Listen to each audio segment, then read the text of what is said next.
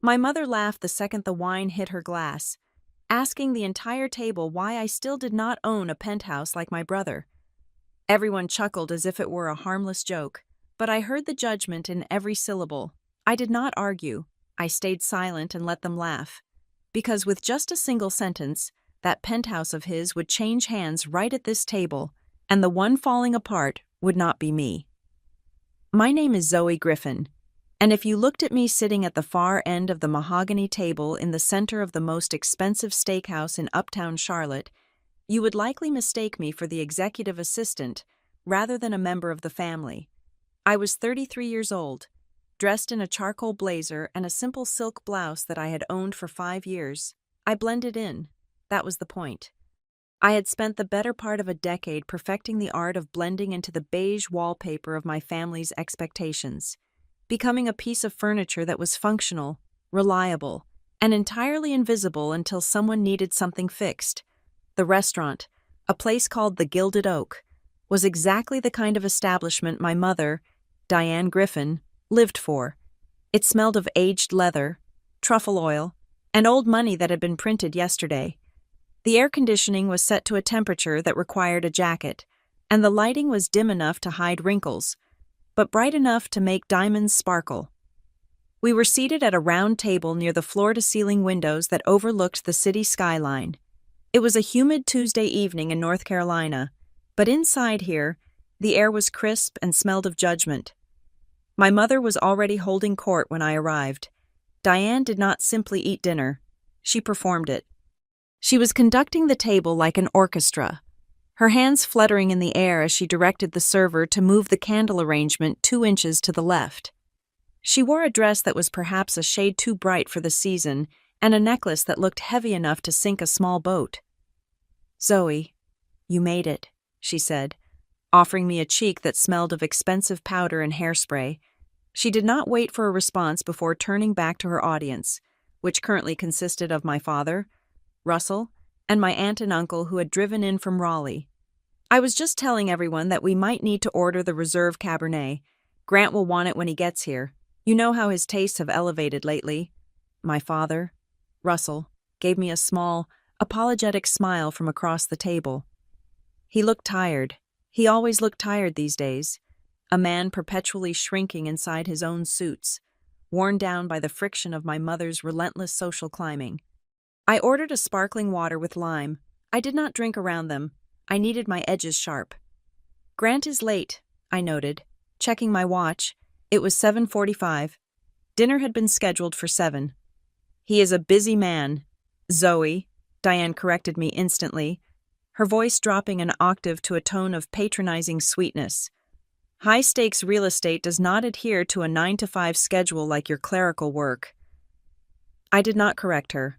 I did not tell her that my clerical work at Harborstone Capital involved managing distressed debt portfolios worth 9 figures. I simply nodded and unfolded my napkin. "Of course." 10 minutes later, the heavy oak doors swung open, and the prodigal son arrived. Grant Griffin walked into the room with the kinetic energy of a man who believed the world was a movie playing specifically for his entertainment. He was 2 years older than me, handsome in a way that required constant maintenance, wearing a navy suit that was tailored within an inch of its life. Hanging on his arm was Sloane Kessler. Sloane was a woman who experienced life primarily through the lens of a smartphone camera. She was beautiful, certainly, with hair that had been blown out to defy gravity and a dress that cost more than my first car. As they approached the table, Sloane's eyes did not find ours. They scanned the lighting, the table setting, and the background view, calculating the optimal angle for her Instagram story. "Sorry we're late," Grant announced, his voice booming just loud enough to make the neighboring tables look. He didn't sound sorry. He sounded like he was doing us a favor by arriving. Traffic coming out of the garage was a nightmare. You know how it is downtown. "Oh, we know," Diane gushed. Gesturing for them to sit in the prime seats, she had saved the ones facing the rest of the dining room. Sit. We haven't ordered yet. We were waiting for the guest of honor." I took a sip of my water. The guest of honor. It was a Tuesday family dinner. "Hi, everyone," Sloane said. offering a wave that involved only her fingers. She sat down and immediately pulled a compact mirror from her purse to check her lipstick. "Grant, the lighting here is actually really good. We should take one before the food comes." "Later, babe," Grant said, flashing a grin at the table. He signaled the waiter without making eye contact with him. "Bottle of the Silver Oak, the Magnum." The dinner progressed exactly as I knew it would. It was a theater of the absurd. My mother spent the appetizer course listing the various compliments she had received on her garden, which she did not tend herself. My father ate his shrimp cocktail in silence. Grant spent the entree course talking about deals he was closing. Using buzzwords that didn't actually mean anything if you knew the industry, he talked about synergy and equity plays and leveraging the landscape. I ate my salmon and watched him. I watched the way he swirled his wine, mimicking a gesture he had seen in movies but doing it wrong, holding the bowl of the glass instead of the stem, heating the wine with his palm. It was a small thing, but it was indicative of everything. Grant was a performance. The turning point came when the dessert menus arrived. The atmosphere was loose, lubricated by the 2 bottles of wine Grant had ordered but mostly let my father pay for. The conversation lulled, and Diane decided it was time to sharpen her knives. She leaned back in her chair, her eyes glinting under the chandelier light. She looked at me, then at Grant, and then addressed the entire table with a voice designed to carry. "You know," Diane started, swirling her glass, "I was looking at apartments for your cousin in Raleigh the other day, and I realized something. Zoe, you are still in that rented place over on 4th Street, aren't you?" The table went quiet. It was an ambush, and everyone knew it. "Yes, Mom," I said calmly. "I like my apartment. It's close to the office." "It's just so compact," Diane sighed, acting as if she were sympathetic. "I mean, you are 33? I just worry about your stability. Look at your brother." She gestured to Grant as if unveiling a statue. "Grant is living in the penthouse now," she announced, beaming.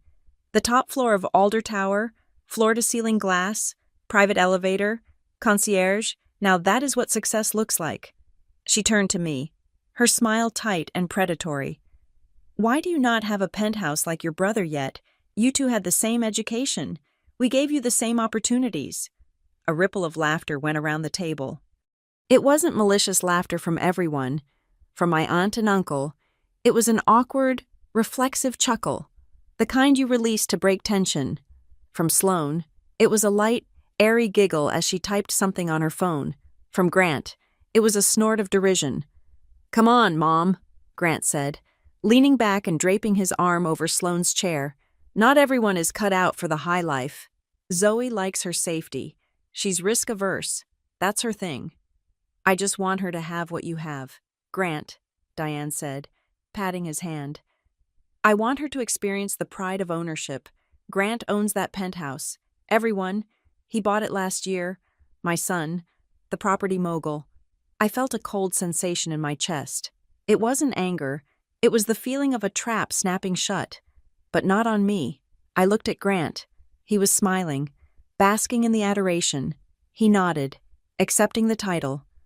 "My penthouse," he said, tasting the words. "It's a lot of upkeep, Mom, but it's worth it for the view. You can see the whole city. It's mine." The laughter at the table died down, leaving a silence that felt heavy. They were waiting for me to react. They were waiting for me to defend myself, to make an excuse about the market, or to say I was saving money. They wanted me to be the failure so Grant could be the success. That was the dynamic. That was the ecosystem of the Griffin family. But I didn't defend myself. In my mind. A spreadsheet opened. I saw a row of data. I saw a limited liability company named Maple Row Holdings. I saw a tenant ledger. I saw a date from 18 months ago. And most clearly of all, I saw a notification I had received on my phone 3 hours ago. Payment past due. Notice of default generated. I placed my water glass down on the white tablecloth. The sound was soft, but to me, it sounded like a gavel. I looked directly at Grant. I didn't blink. I didn't smile. I looked past his expensive suit, past his confident grin, and looked right into the panic that I knew was hiding somewhere deep in his gut. "Grant," I said. My voice was low, level, and cut through the ambient noise of the restaurant like a razor. He looked at me, his eyebrows raised in mock surprise. "What's up? Sis wants some advice on mortgage rates." "You keep saying my penthouse," I said. "You just told everyone at this table that you own the penthouse at Alder Tower." "Yeah," Grant challenged, his smile faltering just a fraction. "So, are you sure?" I asked. The question hung in the air. It wasn't an accusation. It was an invitation to confess. Diane frowned, sensing the shift in the wind. "Zoe, don't be jealous. It's unbecoming." "I'm not jealous, Mom," I said, keeping my eyes locked on my brother. "I'm asking a simple question. Grant, are you absolutely sure that Penthouse belongs to you?" Grant shifted in his seat. He picked up his wine glass, but he didn't drink. He set it back down. The swagger was evaporating, replaced by a flicker of confusion. He opened his mouth to make a joke, to deflect, to tell me to shut up, but I didn't let him. "Wait," I said softly, more to myself than to them. The scene before me, the candlelight, the smug faces, the untouched wine seemed to freeze.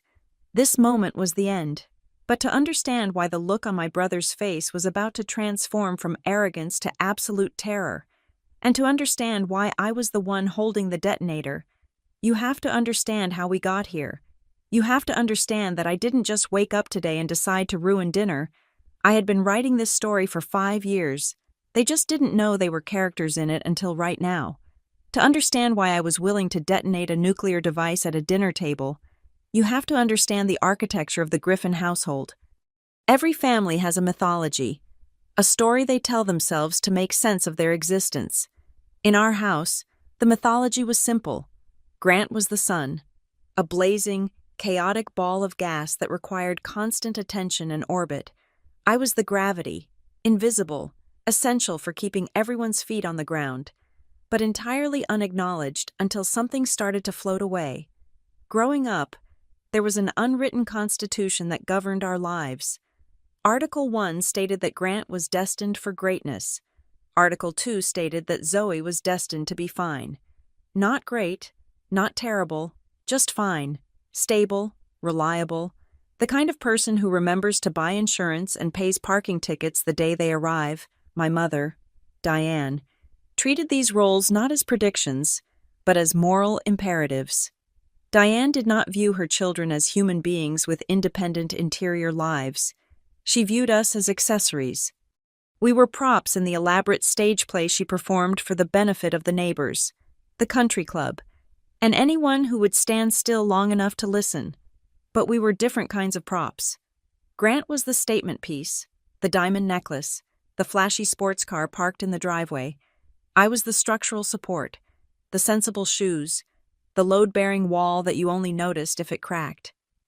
My father, Russell, was a different story. He wasn't malicious. In fact, in a different life, with a different wife. He might have been a decent, attentive father, but in this reality, he was a man who had decided 30 years ago that the path of least resistance was the only road worth traveling. He had learned that agreeing with Diane bought him silence, and standing up to her bought him a week of migraines. So, he developed a selective blindness. He loved me, I think, but he loved his peace of mind more. If Diane said Grant was a genius because he managed to tie his shoes, Russell nodded. If Diane said I was being difficult because I pointed out Grant was actually wearing loafers, Russell would look at his newspaper and tell me to be nice to my brother.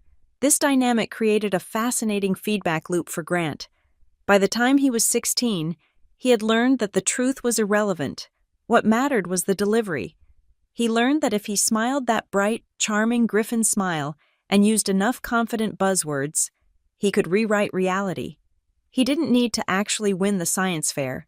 He just needed to explain why the judges were biased against his visionary genius so eloquently that Diane would buy him a consolation gift bigger than the first-place prize. I, on the other hand, learned the opposite lesson. I learned that words were dangerous. If I spoke up, If I tried to correct the record, I was labeled. I was sensitive. I was jealous. I was dramatic.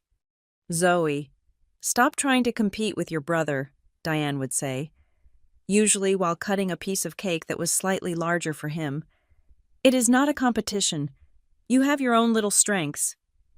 Little strengths, that was how she saw me. The older we got, the more pronounced this became.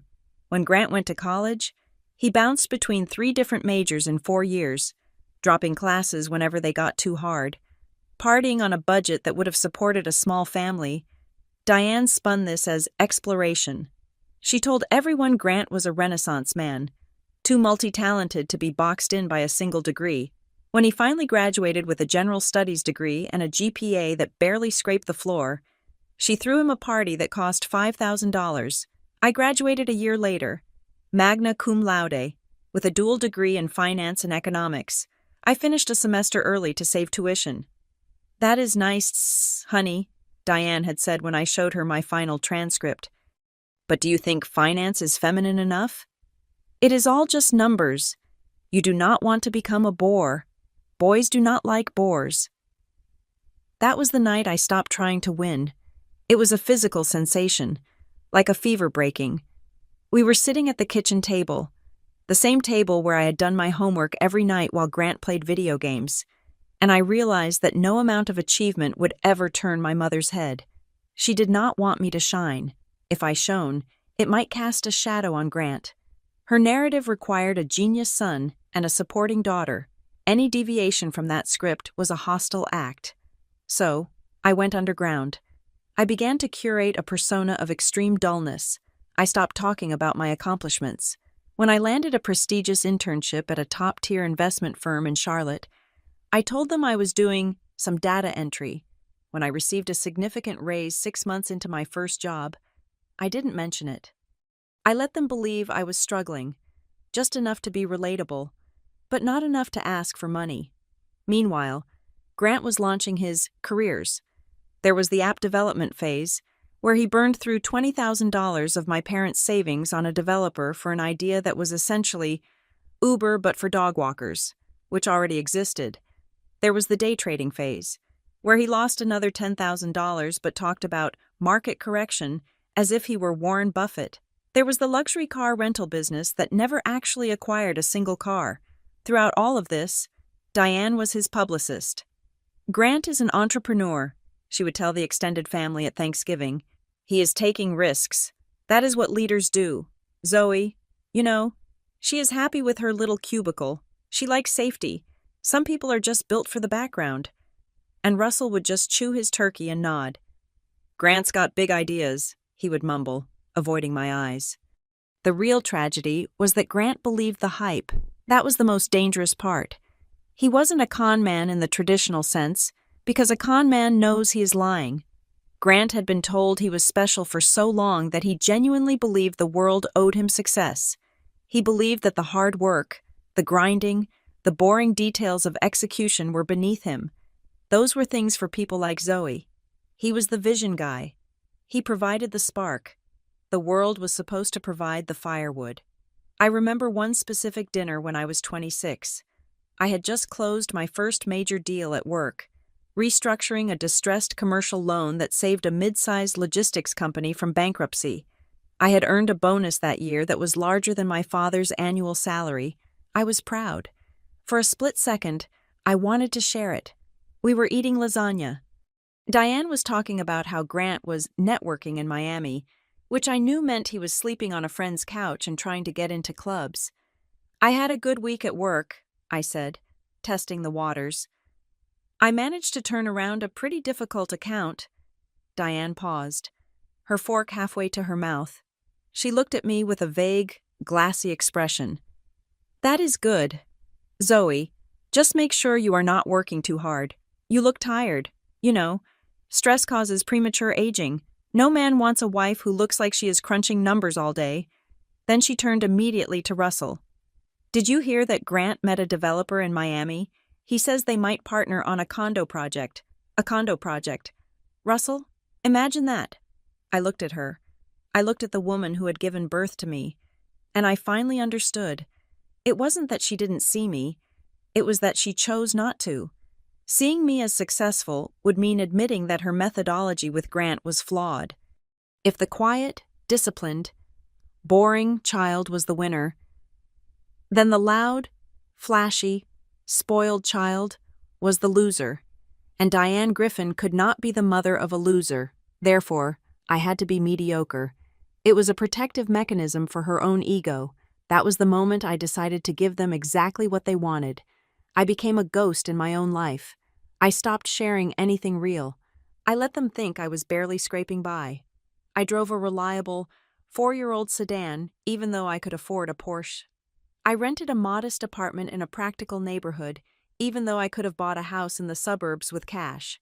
I wore clothes that were clean and professional, but intentionally unmemorable. I hoarded my success like a dragon hoards gold, but not out of greed. I hoarded it out of spite and out of strategy. I realized that in the game of our family, information was ammunition. If they knew how much money I made, they would expect me to bail Grant out. If they knew I had connections, they would demand I use them for Grant's benefit. If they knew I was powerful, they would try to harness that power to fuel the generator of Grant's ego. So I gave them nothing. I let them underestimate me. I let Diane make her little digs about my compact life. I let Grant offer me condescending advice about money, nodding politely while he explained basic economic concepts incorrectly. "You should really look into crypto, Zoe," he told me once, a year ago. "Savings accounts are for losers. Inflation is eating you alive. I could manage a portfolio for you if you want." "I am okay, Grant," I said. "I like to be safe." "Suit yourself," he scoffed. "Scared money don't make money." I almost laughed. I was managing a portfolio of real estate debt worth $40 million at the time, but I kept my face blank. "You are right," I said. "I am just not brave like you." It was a long game. I didn't know exactly when or how it would end, but I knew that gravity always wins eventually. Grant was floating higher and higher on a balloon of hot air, fueled by Diane's praise and Russell's money. But balloons pop, and when they do, the fall is long. I prepared myself to be the ground, hard, unforgiving, and waiting. I focused entirely on my work. I learned the language of debt. I learned how leverage works, not the buzzword kind Grant used, but the real kind, the kind that allows you to control a massive asset with a small amount of equity, the kind that can build an empire or crush a soul, depending on who holds the paper. I learned that in the adult world, nobody cares about your potential or your mother's praise. They care about the ledger. They care about who signs the checks and who cashes them. And while Grant was busy playing the part of the tycoon, posting photos of rented watches and leased cars, I was buying the very ground he was standing on. I just didn't tell him. The irony was delicious. They thought I was invisible because I was small. They didn't realize I was invisible because I was everywhere. I was the system they were trying to game. I was the bank they were trying to defraud. I was the reality they were trying to ignore. By the time the dinner at the Gilded Oak rolled around, I had been watching them for years. I had watched Diane enable Grant's delusions until they became liabilities. I had watched Grant turn from a spoiled child into a narcissistic adult who viewed people as resources to be mined. I had watched Russell fade into the wallpaper, a ghost in a suit. They thought I was just Zoe, poor, stable, boring Zoe, the spectator. They had no idea that the spectator had been keeping score the entire time. And tonight, I wasn't just checking the score, I was calling the game. My professional life exists in a universe that my family would find both incomprehensibly boring and terrifyingly cold. I work for a firm called Harborstone Capital. We are not real estate agents. We do not bake cookies for open houses or talk about curb appeal.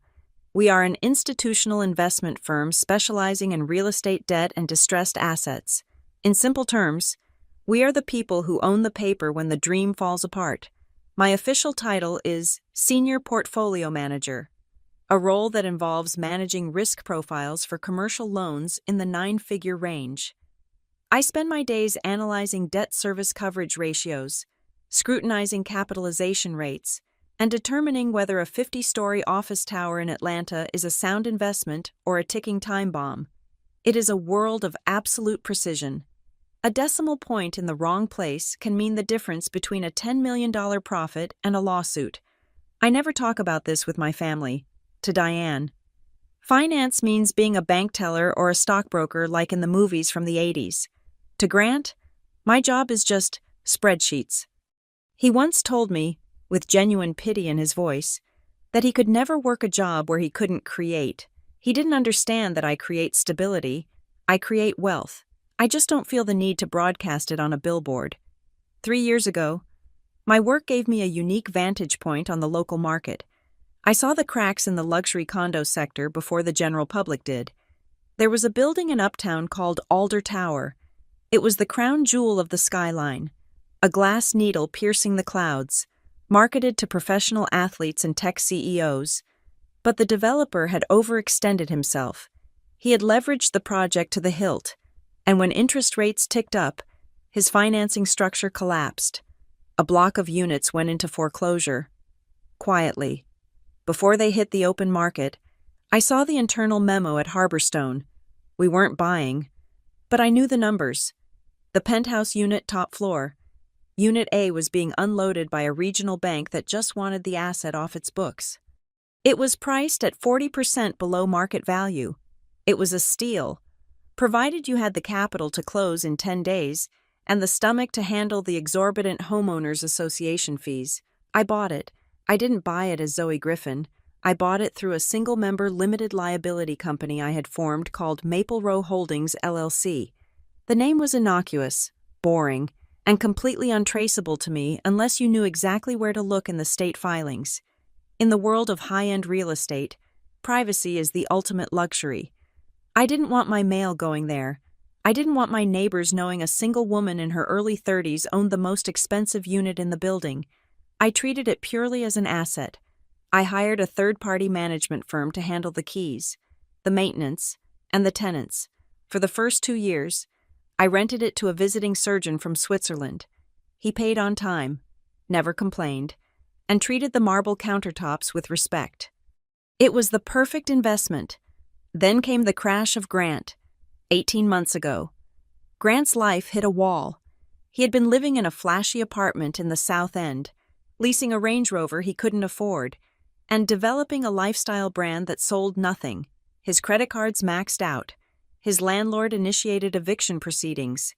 He was facing the very real prospect of moving back into our parents' guest bedroom in the suburbs, a fate that, for Grant, was worse than death, because it would be a public admission of failure. Diane was hysterical. She called me 3 times a day, weeping about how the world was unfair to creatives like Grant, how he just needed a stable base to launch his next big thing. "He can't move back here, Zoe," she had whispered on the phone. "It would crush his spirit, and what would the neighbors think? We told the Millers he was expanding to Europe." I looked at the numbers. I looked at my brother, who was currently posting motivational quotes on Instagram while sleeping on a friend's couch, and I made a calculation. It wasn't an emotional decision. It was a containment strategy. I knew the surgeon was moving back to Zurich. The penthouse was empty. I could have put it on the market for $6,000 a month. Instead, I called the property management firm and gave them specific instructions. I told them to reach out to Grant Griffin. I told them to offer him a hardship lease on the penthouse. The terms were specific. The rent would be $2,000 a month, a figure that barely covered the taxes and HOA fees, essentially a 60% discount. But there were conditions attached to the lease rider, drafted by my attorney. Condition 1. Rent must be paid by the 5th of every month. No grace period. Condition 2. The tenant must maintain the property in showroom condition. Condition 3. The tenant acknowledges this is a rental agreement and shall not represent himself as the owner or equity holder of the property in any public or private forum. Condition 4. The identity of the property owner. Maple Row Holdings, LLC would remain anonymous, represented solely by the management agent. I wanted to help him, yes, but I also wanted to test him. I wanted to see if, given a golden ticket, He could just be humble and grateful. I wanted to see if he could live quietly. Grant signed the lease 20 minutes after receiving the email. He didn't read it. I know he didn't read it because the digital timestamp on the signature was almost immediate. He didn't ask why a luxury penthouse was being offered to him for the price of a suburban duplex. He didn't ask who the owner was. In Grant's mind, this wasn't luck or charity. It was the universe finally correcting itself to match his perceived value. He probably thought the management company recognized his influencer potential. I remember the day he got the keys. I was sitting at my desk at Harborstone, reviewing a debt schedule for a shopping mall in Ohio. When my phone buzzed, it was a notification from Instagram. Grant had posted a story. It was a video. He was standing on the balcony of the Alder Tower penthouse, the city lights glittering behind him like diamonds. He was holding a glass of scotch. The caption read, "New levels, new devils. Finally home. Penthouse. Living owner grind never stops." I felt a cold prickle on the back of my neck. He had violated Condition 3 within an hour of walking through the door. I zoomed in on the video. He had moved my furniture, which came with the unit to make the space look bigger. He was walking through the living room, narrating to his followers. "Yeah, just closed on this place today," Grant's voice said through the speaker. "Big moves only." It took a lot of work, a lot of sleepless nights. But when you see the vision, you gotta execute. Welcome to the HQ. I put the phone down. I stared at the screen. I should have called the property manager right then. I should have had them send a cease and desist letter, but I didn't. I wanted to see how far he would go. That weekend, I went to dinner at my parents' house. I expected Grant to be humble and private. I expected him to say, "Zoe, Mom, Dad, I got incredibly lucky with this rental deal." Instead, he walked in wearing a new watch. "It is incredible, Mom," Grant said, helping himself to the roast chicken. "The market is crazy right now, but I managed to lock it down. The broker said he had never seen anyone negotiate a deal that hard." "I am so proud of you," Diane beamed, her eyes misty. "I knew it. I told your father. Grant is just waiting for the right moment. And look at you now. A penthouse in Alder Tower, that is where the Panthers players live." "It is an investment, really," Grant said, nodding sagely. "Property values in Uptown are skyrocketing. I figure I will hold it for 2 years. Maybe flip it, or just keep it as a rental property when I buy my estate out in the country." He was lying to their faces. He was lying about owning it. He was lying about the negotiation. He was lying about the future. I sat there, chewing my green beans. "So, the paperwork was all clear?" I asked, my voice neutral. "Smooth as silk," Grant said, not even looking at me. "My lawyers handled it." He didn't have lawyers. He had a legal Zoom account and a suspended driver's license. "And the down payment?" I asked. "That must have been heavy." Grant waved a hand dismissively. "Creative financing, Zoe. You wouldn't understand. It is not like your traditional mortgage stuff. This is high-level structuring." I looked at Diane. She was eating it up. She didn't care about the details. She didn't ask to see the deed. She didn't wonder where her son, who had borrowed $500 from her for car repairs last month, had suddenly found the liquidity to buy a $2 million apartment. She just wanted the headline, "My son, the penthouse owner." "Well," Diane said, looking at me with that familiar mix of pity and disappointment, "maybe one day Zoe will upgrade too. Although, I suppose her little apartment is fine for a single girl." "Yeah," Grant added, grinning. "Don't worry, sis. When you are ready to play in the big leagues, let me know. I can introduce you to my broker." My broker? The property manager I paid to tolerate him. I went home that night and opened a new folder on my laptop. I named it The Ledger. I downloaded a copy of the lease agreement Grant had signed. I highlighted the clause about misrepresentation of ownership. I took screenshots of his Instagram story. I screenshotted the comments where people were congratulating him on the purchase. For the next year, I watched the show. It was fascinating and horrifying in equal measure. Grant didn't just live in the apartment. He used it as a stage set. He hosted parties that violated the noise ordinance. I paid the fines via the LLC and forwarded the warnings to him, which he ignored. He conducted business meetings in the lobby, trying to impress potential investors for his vague schemes by pointing at the concierge and acting like he paid the man's salary personally. And Diane became the unofficial town crier of Alder Tower. She had never stepped foot inside the building. Grant always had an excuse why she couldn't visit just yet. Usually something about renovations or high-profile guests, but that didn't stop her. She told her bridge club, she told the cashier at the grocery store, she told our cousins in Ohio. "Grant is doing so well," she would say. "He is in real estate now. He owns the top floor of the Alder." It wasn't just a lie anymore. It was a cornerstone of her identity. Her son was a king, which made her a queen mother. Meanwhile, I was the one handling the back end, every month, on the 1st. I checked the account. For the first 6 months, Grant paid the $2,000 on time. I assumed he was scraping it together from whatever side hustles he had. Then, the payments started getting spotty. Month 7, paid on the 10th.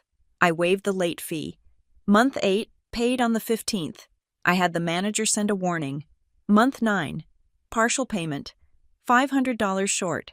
I watched the decline through the lens of bank statements. I saw the desperation in the way the payments came in, sometimes via 3 different transfers, sometimes in cash dropped off at the management office, but on social media, the party never stopped. He posted photos of expensive sushi dinners laid out on my dining table. He posted videos of him working late with the skyline in the background, captioning them, "The Empire Never Sleeps." He tagged luxury brands, trying to get sponsorships. One afternoon, I received an email from the property manager. Subject Unit A, noise complaint, unauthorized commercial use message. Ms. Griffin acting as agent for Maple Row. The tenant in Unit A attempted to film a music video in the elevator without a permit. Building security intervened. Also, he is currently 2 months behind on the reduced rent schedule. Please advise on how you wish to proceed. I stared at the email. I could have evicted him then. I could have ended it quietly. I could have called Diane and explained the situation, forcing Grant to move out in shame but keeping it within the family. But then I saw a post on Diane's Facebook page from that same morning. It was a picture of me and Grant from when we were kids. Her caption read, "So proud of my children." Grant is conquering the city from his penthouse, and Zoe is working so hard at her office job. Different paths, but I love them both. Office job, conquering, and then a comment from a neighbor. Diane. A penthouse. Grant must be a millionaire. Diane's reply. He has such a brilliant mind for business. Unlike some, he isn't afraid to take risks. That "unlike some" was a dagger aimed straight at my chest. I closed my eyes and took a deep breath. I replied to the property manager, "Let it ride for another month. Send the standard legal notices for non-payment, certified mail, document everything. Do not engage him personally, just build the file." I wasn't enabling him anymore. I was gathering evidence. I knew a storm was coming. I knew that eventually, the math would win. Math always wins. You can lie to your mother, you can lie to Instagram, but you cannot lie to a balance sheet. I just didn't realize that the final accounting would happen at the Gilded Oak, over a plate of half-eaten steak and a bottle of wine I knew he couldn't afford. If Grant was the fire that threatened to burn our family's reality to the ground, then Sloane Kessler was the gasoline. She entered the picture about 6 months after Grant moved into the penthouse. Until her arrival, Grant had been a disorganized dreamer, a man who played at business the way a child plays dress-up. But Sloane brought focus. She was a woman who understood that in the modern world, perception is not just 9/10 of the law, it is the whole law. She believed that success was a formula, the right address, plus the perfect lighting, plus a man standing next to you who looked like he owned both. Sloane was an influencer consultant, a job title that seemed to involve telling people to wear more beige and stop posting photos of their food unless it included truffles. She moved into the penthouse, my penthouse, gradually, like a creeping vine. First, It was a toothbrush. Then, it was a ring light setup in the living room. Finally, it was a complete rebrand of my brother, under her direction. The apartment stopped being a place where Grant lived and started being a studio where Grant performed. She pushed him to host. Networking mixers, she called them. I saw the aftermath on social media. I saw strangers sitting on my velvet sofas, holding red wine glasses dangerously close to the cream upholstery. I saw Grant standing by the floor-to-ceiling windows, gesturing grandly to a room full of people who were only there because the alcohol was free. He needs to project authority, Sloane told me once when we bumped into each other at a coffee shop near my office. She didn't offer to pay for my coffee. Grant is a visionary, Zoe, but visionaries need a platform. The Penthouse is his platform. We are curating his circle.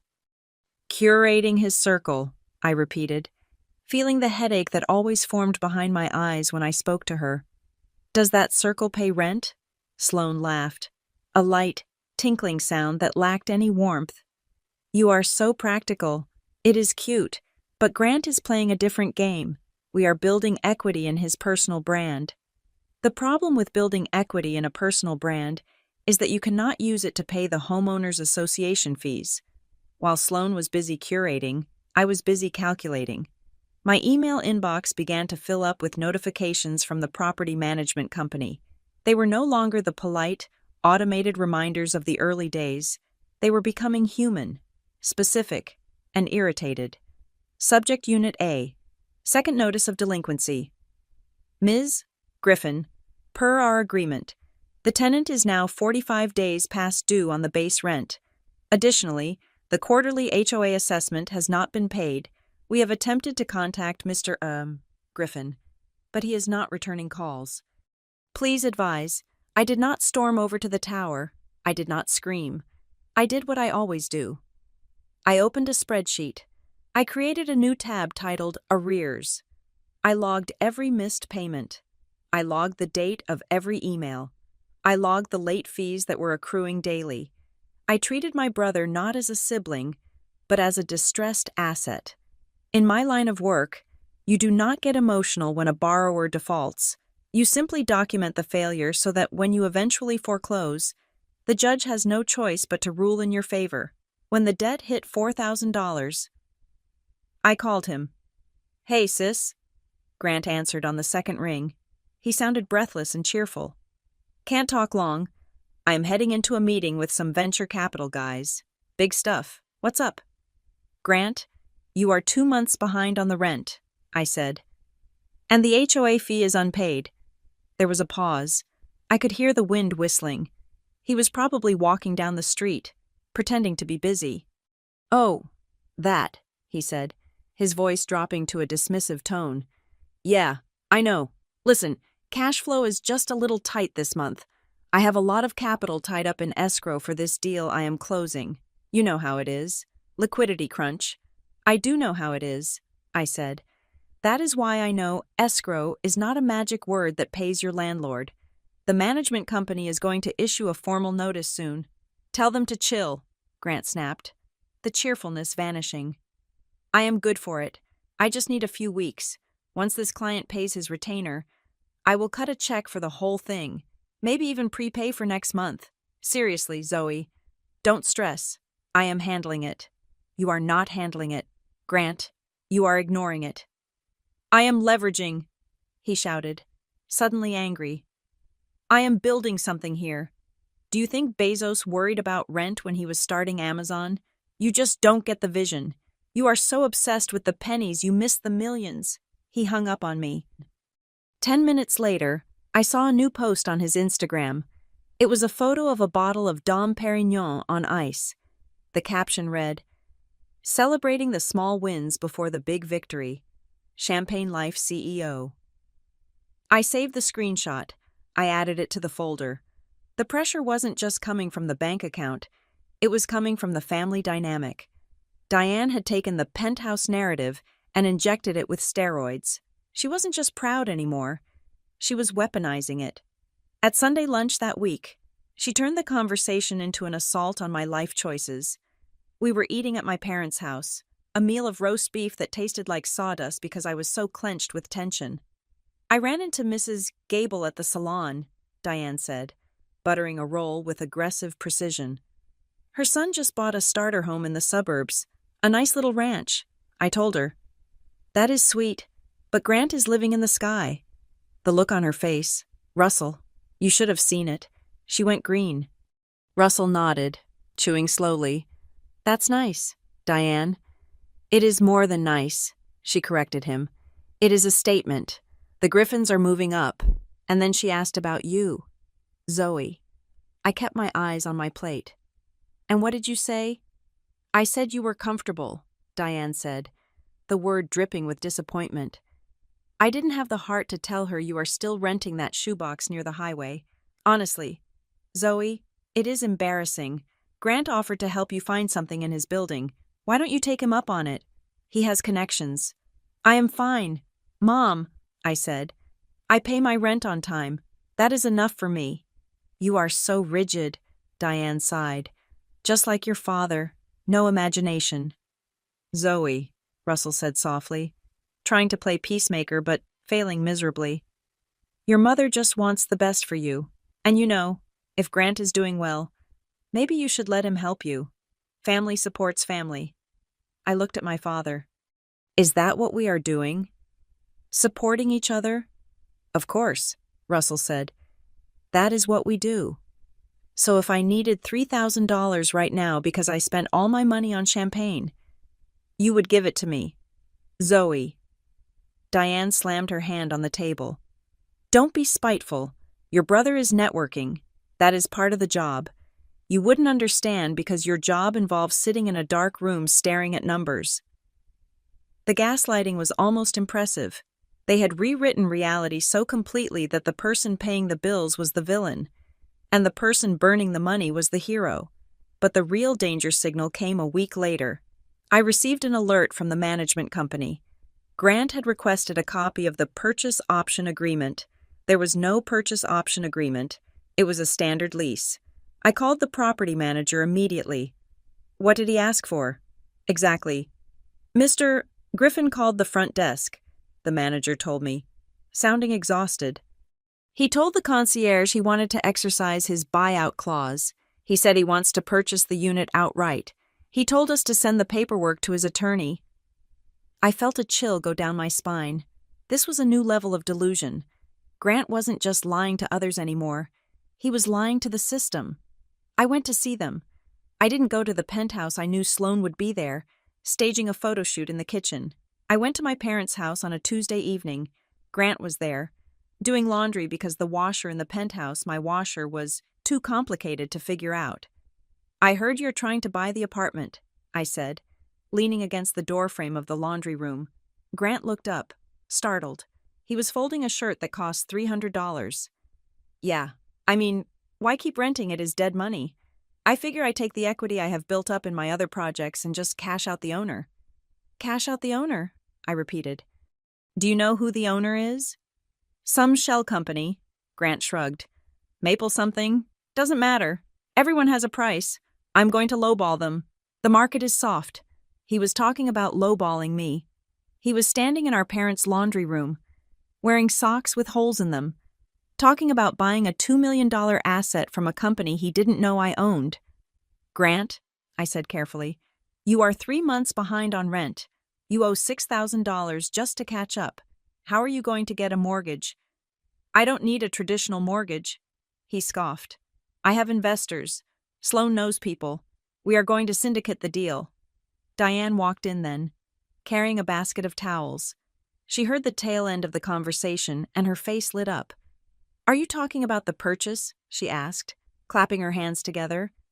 Oh, Grant, I am so excited. Imagine owning the penthouse. We can have the Christmas party there. I can finally invite the Carters and show them what real success looks like. Mom, he can't afford it, I said, breaking my rule of silence. He can't even pay the rent. Stop it, Zoe, Diane snapped. Stop being such a crab in a bucket. Just because you are afraid of risk doesn't mean your brother has to be. He has a plan.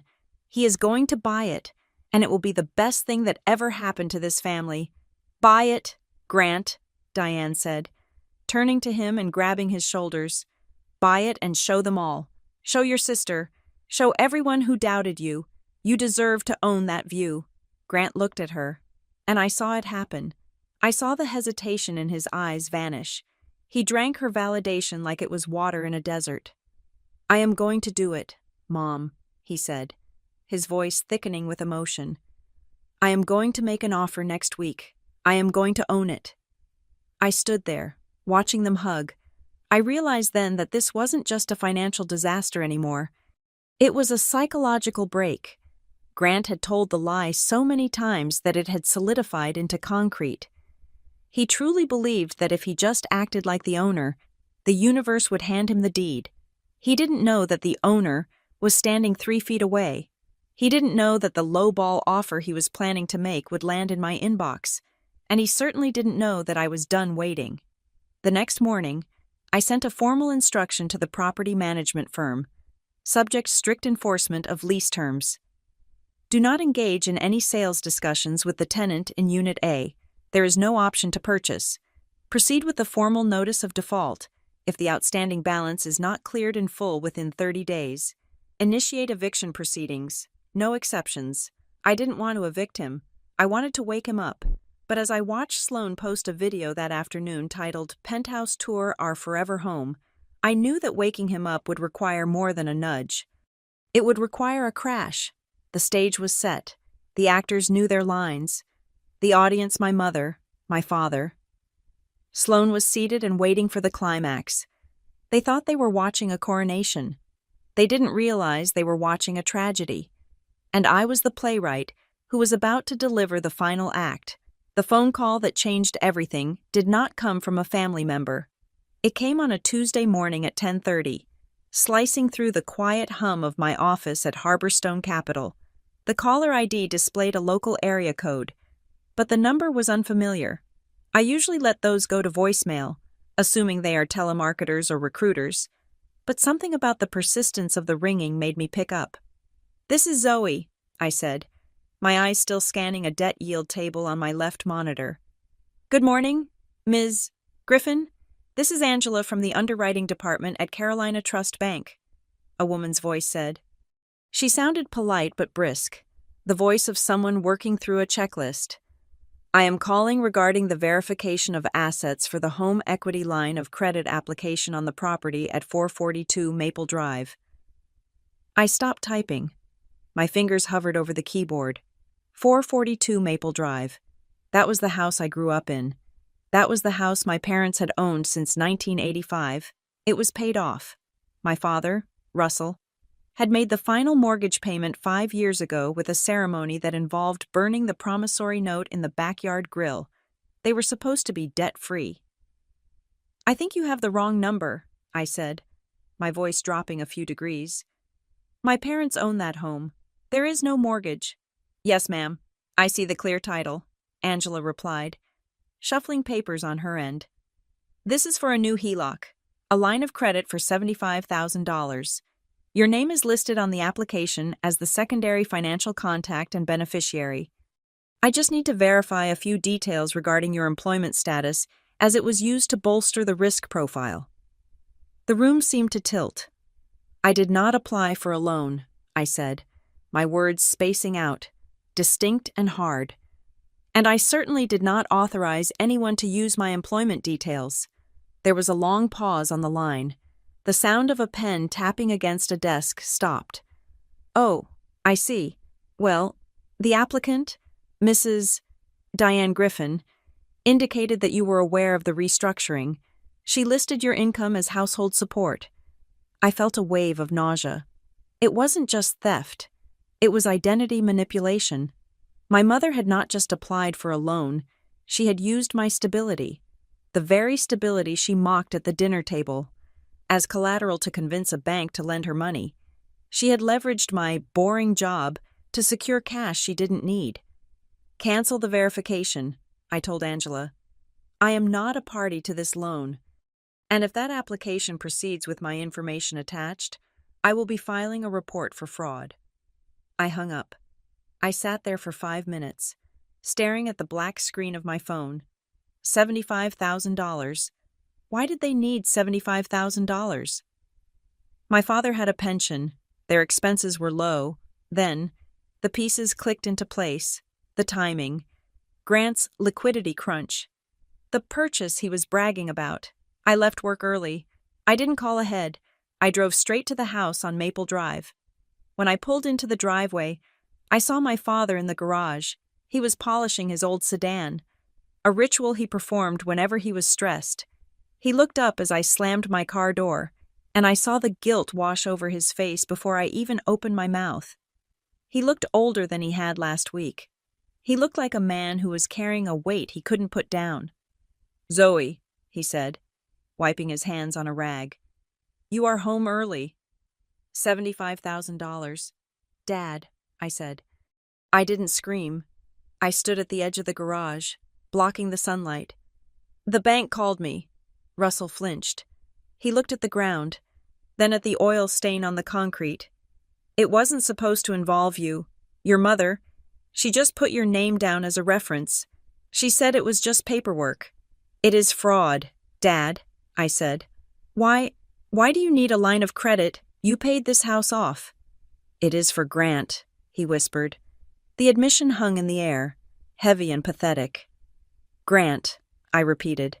"Grant is living in a penthouse. Grant is a tycoon.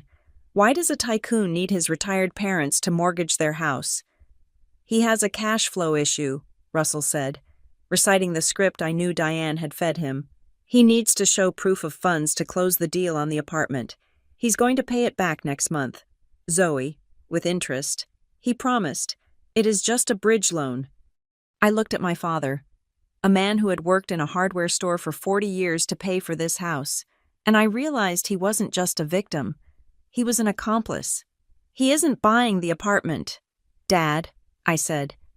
"He can't buy the apartment." "You don't know that," a voice said from the doorway connecting the garage to the house. Diane was standing there. She was wearing her gardening clothes, but her face was set in stone. She didn't look ashamed. She looked defiant. "You are always so negative," Diane spat, stepping into the garage. "Your brother needs a leg up. The bank required a deposit to secure his financing. We are investing in him. Why is that so hard for you to understand?" "You used my name," I said, turning to her. "You used my job to qualify for the loan because you knew your pension wasn't enough to cover the risk." "So what?" Diane crossed her arms. "You are family. You should be helping him yourself. If you weren't so selfish, hoarding your money in that little apartment, we wouldn't have to do this. You could have written him a check. But no, we have to go to the bank because his sister is too busy counting her pennies." The accusation hit me like a physical slap. She was blaming me. In her twisted narrative, I was the villain because I hadn't voluntarily bankrupted myself to support Grant's delusions, because I hadn't given him the money. I had forced them to put their home at risk. "He is lying to you, Mom," I said quietly. "He isn't buying anything." "He is," she shouted. "He is successful. He lives in Alder Tower. Do you think they let failures live there?" I almost told her then. I almost screamed. I own it. I am the one letting him live there. But I stopped. If I told her now, in the garage, she would find a way to spin it. She would say I was manipulating him. She would say I was cruel for charging him rent. She would tell Grant, and he would have time to prepare a defense. He would destroy the apartment out of spite. He would run. I needed to be smarter. I needed to be colder. "Fine," I said. I stepped back. "Do what you want, but take my name off the application. If the bank calls me again, I will sue." "You wouldn't dare," Diane hissed. "We are your parents. Then stop stealing from me," I said. I got back in my car and drove away. My hands were shaking on the steering wheel, not from fear, but from a rage so cold it felt like ice in my veins. They had crossed the line. They were willing to lose their home to keep Grant's lie alive. I went back to my apartment and opened the Grant folder on my laptop. It was time to stop watching and start hunting. I needed to know exactly how deep the rot went. I logged into the landlord portal for Maple Row Holdings. I pulled every document Grant had submitted to the concierge desk in the last 6 months. I found it in the maintenance logs. There was a work order for a lighting installation. It required the owner's signature, in the signature box, where the management agent should have signed. There was a scrawl, Grant Griffin, owner. He had forged a signature to authorize electrical work on a property he didn't own. That was criminal mischief. But the real smoking gun came from an unexpected source. I was scrolling through the building's digital community board, a forum where residents posted about lost keys and recommended dog walkers. I monitored it to keep tabs on the building culture. I saw a post from a user named Sloan KPR.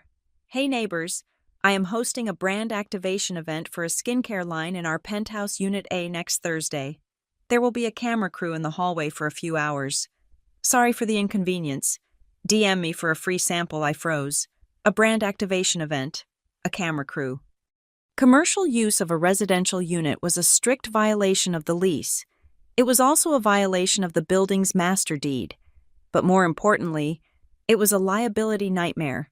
If someone tripped over a camera cable and sued, they would sue the owner. They would sue Maple Row Holdings. They would sue me. I did some digging on Sloane's public Instagram. She had tagged a local production company in her stories. I went to the production company's website. They had a locations page, and there it was. My living room, luxury skyline penthouse, available for commercial shoots. Contact for rates. Sloane was renting out my apartment to third parties. She was subletting my property for profit, pocketing the fees, while Grant couldn't even pay the $2,000 reduced rent. I clicked on the booking contract template on the production site. It required the property owner to sign a liability waiver and a location release. I called the production company, posing as an assistant from a rival agency. Hi, I said. I see you have the Alder Tower penthouse listed. I was wondering, do you have the location release on file? We are strict about paperwork. Oh, absolutely, the coordinator chirped. Mr. Griffin signed the master release last month. He is the owner. He is very easy to work with. Mr. Griffin signed the master release. Grant had signed a legal document claiming he owned the property to allow a film crew to enter. He had committed fraud against the production company. He had exposed me to massive legal risk. And he was pocketing the location fees, probably $2,000 or $3,000 a day, while my parents took out a high-interest loan against their house to give him cash. I sat back in my chair. The puzzle was complete. It wasn't just that he was a liar, he was a parasite. He was eating the equity of everyone around him, my parents' home, my property, the production company's liability insurance. He was consuming us all to fuel the image of a success he would never earn. And my mother was holding the fork for him. I looked at the calendar. The birthday dinner for Russell was in 2 days. It was at a place called Briar Brass. Diane had sent a group text reminding us to dress elegantly because she wanted to take a family photo. A family photo, I thought, a portrait of a lie. I printed the documents. I printed the HELOC application summary I had forced the bank to email me before they canceled it. I printed the forged work order. I printed the location release form from the production company. I printed the ledger showing 3 months of unpaid rent.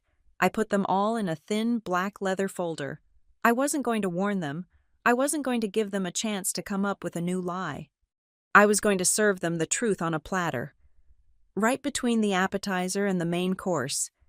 Diane wanted a memorable dinner. She wanted to talk about who owned what.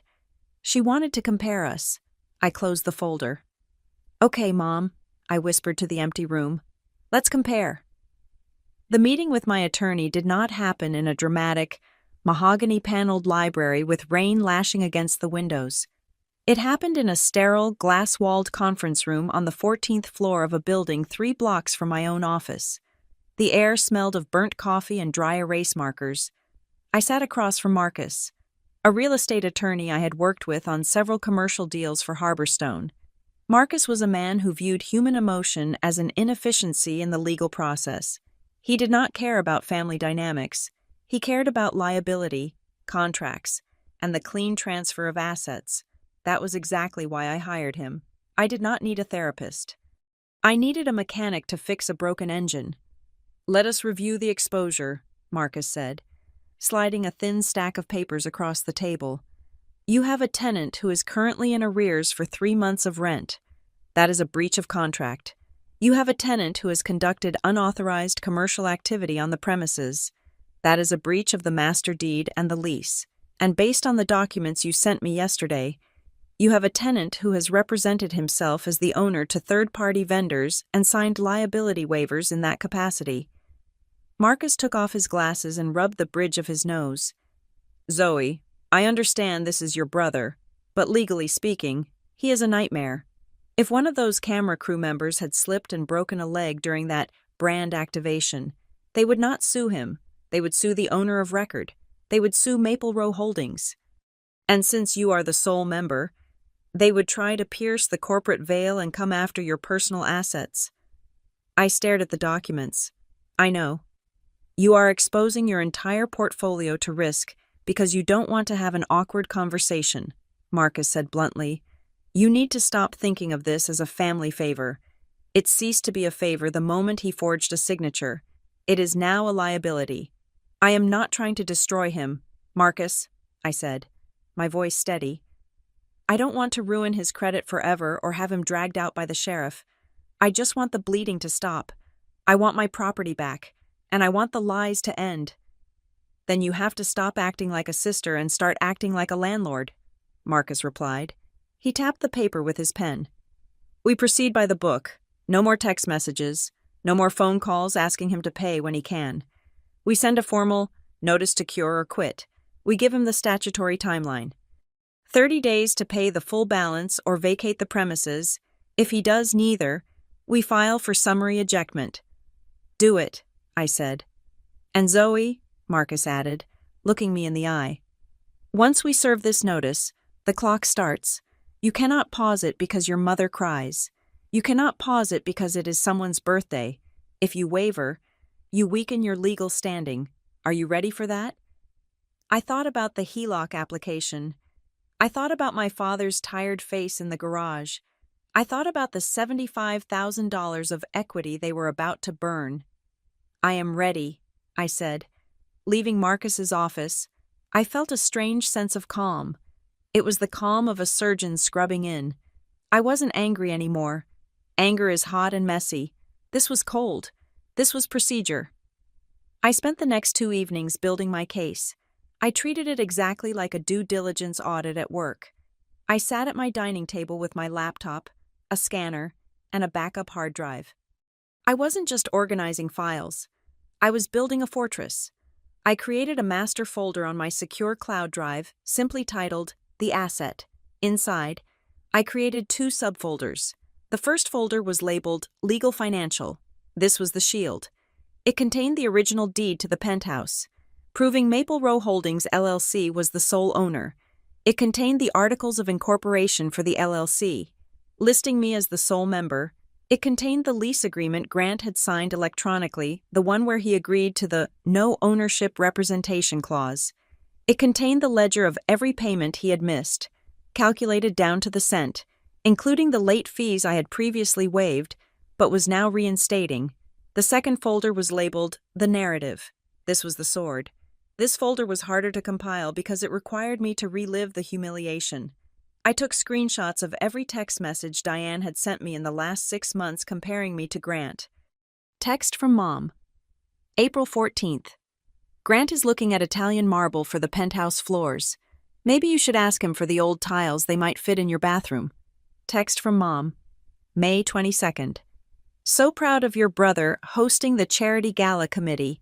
He is really stepping up as a philanthropist. You should try to get out more. Zoe. I added the screenshots of Grant's Instagram posts, the one where he claimed to be closing on the deed, the one where he tagged the production company, and most importantly, the PDF of the HELOC application from the bank, showing my name listed without my consent. I synced everything to my phone. I made the files available offline. I password protected the app. I established a set of internal rules for myself. I wrote them down on a notepad. Not because I would forget them, but because writing them made them law. Rule number 1. Do not raise your voice. The person who screams loses control of the room. Rule number 2. Do not cry. Tears will be interpreted as weakness or jealousy. Rule number 3. Do not defend yourself against their insults. Defending implies their opinion has value. Stick to the facts of the asset. Rule number 4. Offer one exit ramp. Give them a chance to tell the truth. If they refuse, deploy the evidence. I looked at the list. It felt like I was preparing for a war. Not a dinner, but in the Griffin family, the dinner table had always been a battlefield.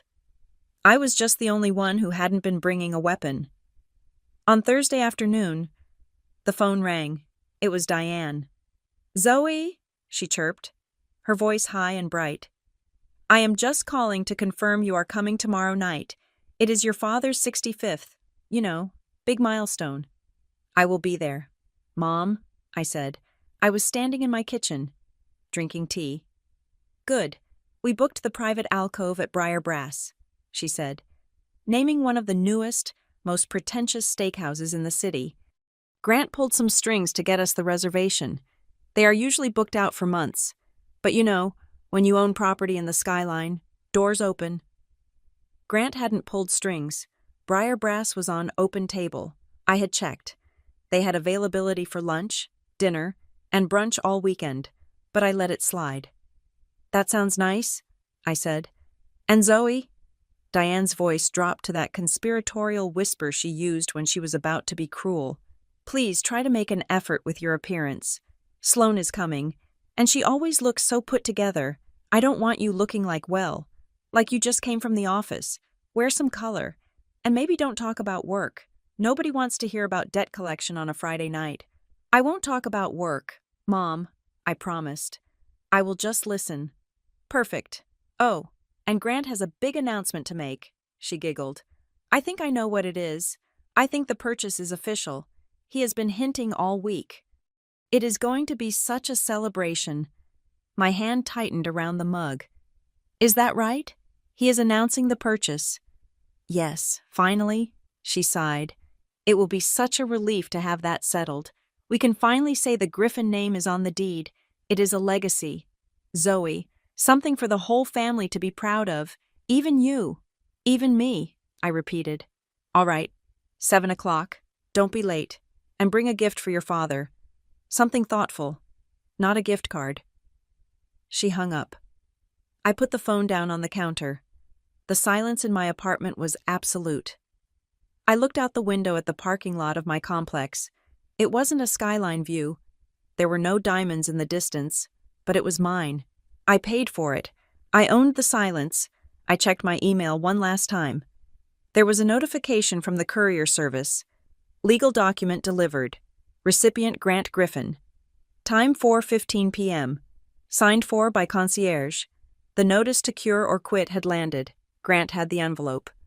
He might not have opened it yet. He often ignored mail that looked like a bill, but it was in his hands. He was walking around with a ticking time bomb in his pocket, and he was planning to go to dinner tomorrow and announce a victory. He was going to announce he had bought the penthouse. He was going to let my parents believe their $75,000 loan had secured the deal. He was going to accept their toasts and their applause. He was going to lie to the bitter end. I felt a shiver run through me, but it wasn't fear. It was the cold certainty of gravity. I had spent my whole life being the safety net, catching them when they fell, absorbing the shock so they wouldn't break. But you cannot catch someone who refuses to believe gravity applies to them. Sometimes, the only way to save them is to let them hit the ground. I went to my closet and chose my outfit for the dinner. I didn't pick something colorful. I picked a black dress, sharp, tailored, severe. I wasn't going to a celebration. I was going to a deposition. Tomorrow night, at Briar Brass, surrounded by crystal glasses and overpriced beef. The Griffin family mythology was going to die, and I was going to be the one to sign the death certificate. The 24 hours leading up to the dinner at Briar Brass felt less like the anticipation of a celebration and more like watching a car hydroplane in slow motion. You know the crash is coming. You can see the trajectory, but the wheels are still spinning, desperately trying to find purchase on a road that has already turned to ice. The lie Grant had planted regarding the penthouse was no longer a small, decorative shrub in the garden of our family mythology. It had grown into an invasive species, choking out everything else. In the wake of his decision to buy the unit, a decision fueled by my parents' retirement equity, and my silence, Grant had gone on a public relations offensive that was frankly terrifying to behold. He wasn't just telling people he was buying the penthouse, he was telling them it was a done deal. I heard it first from my cousin Sarah, who lived in Ohio. She called me on Friday morning, ostensibly to catch up, but really to fish for information. "Zoe, is it true?" she asked, her voice hushed with awe. "Grant posted that he is finally closing on the deed this week. He said the lawyers are just crossing the T's. Aunt Diane told my mom that he's paying cash. Cash. Zoe, I didn't know he was doing that well." "Grant says a lot of things," I replied, keeping my voice neutral. "Well, Mom is already talking about us coming down for Thanksgiving," Sarah continued. "She said Diane promised we could stay in the guest suite at the tower. It sounds amazing. I am so happy for him. You must be so proud." I closed my eyes. They were inviting people to stay in a property I owned, for a holiday 6 months away, based on a transaction that existed only in Grant's imagination. "We will see, Sarah," I said. "A lot can happen before Thanksgiving, but it wasn't just the family. Diane had taken her show on the road. That afternoon, I found myself trapped in a situation that Diane had engineered with military precision. She had insisted we go to her salon for a pre-dinner blowout. I tried to decline, citing work, but she had already paid the deposit and guilt-tripped me about bonding time, so there I was, sitting in a leather chair while a stylist named Jessica worked on my hair, listening to my mother hold court 3 chairs away. Diane was in her element. She had a captive audience of 3 other women and their stylists. "It has been such a whirlwind week," Diane announced, her voice projecting over the hum of hairdryers. "My son, Grant, is finalizing the acquisition of his penthouse at Alder Tower. You know the building? The one that looks like a shard of glass? Yes, that one. He has been renting, of course, to test the market, but he decided it was time to commit." "That is incredible. Diane," one of the women said. "He must be doing very well." "Oh, he is brilliant," Diane gushed. "He has this vision. He just knows how to make money work for him. It is a gift, really, unlike his father, who was always so safe." She paused, and then she swiveled her chair to look at me. The movement was predatory. "Zoe is more like her father," Diane said, offering me a smile that didn't reach her eyes. "She is very safe, very practical. She rents a sensible little apartment. Don't you, honey?" I looked at her in the mirror. "I like my apartment, Mom." "See?" Diane laughed, turning back to her audience. "So modest. But you know, it is hard for women these days. I was telling Zoe just yesterday. There is no shame in finding a partner who can provide the lifestyle you want. Not everyone is built to be a tycoon like Grant. Some of us are meant to be supporters." The woman next to her nodded sympathetically. "It is true. Women try to do too much these days. Sometimes it is nice to just have a man who takes care of the big things." I felt the blood boil beneath my skin. Diane wasn't just praising Grant. She was using his fabricated success to validate her own worldview, a worldview where my independence was a consolation prize for not landing a rich husband. She was erasing my achievements to make Grant's lies shine brighter.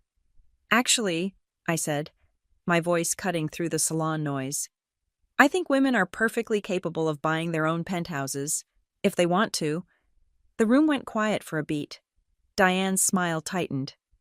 "Of course, dear," she said, her tone dripping with condescension. "In theory, but in the real world, it takes a certain kind of aggression, like your brother has." I didn't argue further. I didn't tell the room that the aggression she spoke of was currently financed by a $75,000 line of credit on her own house. I let them think I was the bitter, jealous sister. It was better this way. Let the spring compress. The recoil would be stronger. When I got back to my car, My phone buzzed with a notification. It was Instagram. I wasn't following Sloane anymore, I had muted her for my own sanity. But the algorithm knew who we were. A photo appeared on my Explore page. It was a picture taken inside the penthouse. My penthouse. The caption read, "Golden Hour with the Dream Team. Pre-celebration for the big news, new owners power couple manifested." In the photo, Sloane and Grant were holding champagne flutes. They were standing in front of the window, the city skyline framing them, but what caught my eye wasn't their smiles, which looked rehearsed and brittle. It was the background. On the coffee table behind them, I could see a stack of unopened mail. And right on top, distinct even in the low resolution of a social media post, was a large white envelope with a red urgent stamp.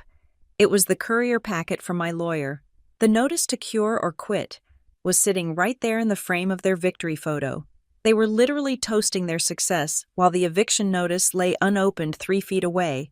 The irony was so sharp it could cut glass, but the lie was leaking out of the social circle and into the professional one. Around 4 in the afternoon, I received a LinkedIn message from David Chen, a broker at a commercial firm in town. I had worked with David on a few deals in the past. He was sharp, gossipy, and connected. "Hey Zoe," the message read, "Hope you are crushing it at Harborstone. Quick question, random. I know.